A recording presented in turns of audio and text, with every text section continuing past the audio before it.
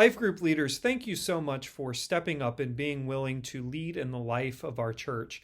I just wanted to make a quick 2 or 3 minute video to kind of give you an idea of what we're going to be doing in this new discipleship small group series.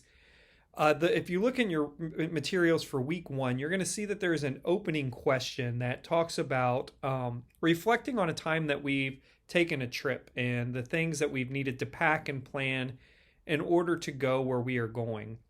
If you're a new group, in other words, you're a group that's just started and the members of the group may not know each other well, the question was kind of designed as an icebreaker, something that everybody would be able to answer without any questions, and also kind of tie into what we're going to be talking about.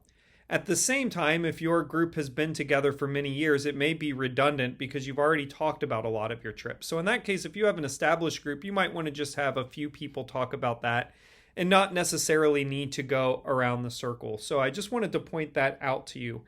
The other thing that I wanted to point out is we're going to be talking about our discipleship pathway throughout the 5-week series. And so people might say things like, well, where are we going? Or what does this mean? Or how does this tie in? And I would encourage folks to just kind of let us get through the entirety of the series because we're going to be filling in a lot of those pieces as we go. At the same time, we've started up a new midweek video series where we're just kind of giving information on things that are going on in the life of the church.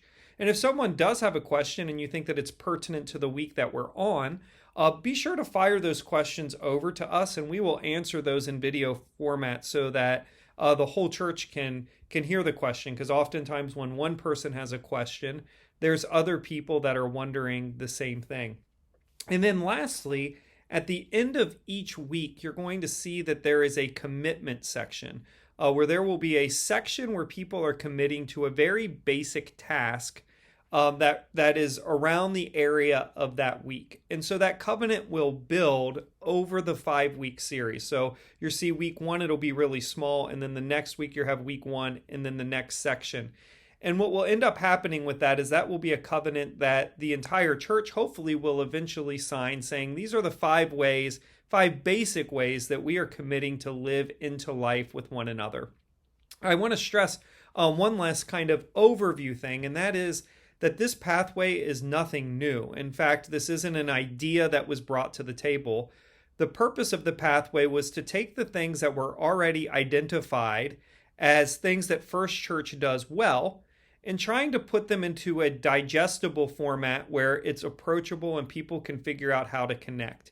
And especially after this pandemic, I think a lot of us are feeling disconnected. So the pathway is just a shared way for us to connect together around all of the great things that First Church has done throughout its history. And so this is nothing new.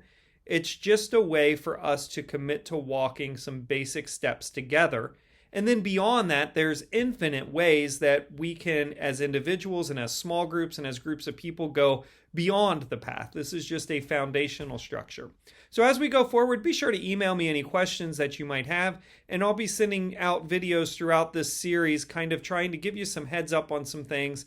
And hopefully this will go smooth and help us to connect to a shared vision that we have together. May God bless you and keep you on this journey.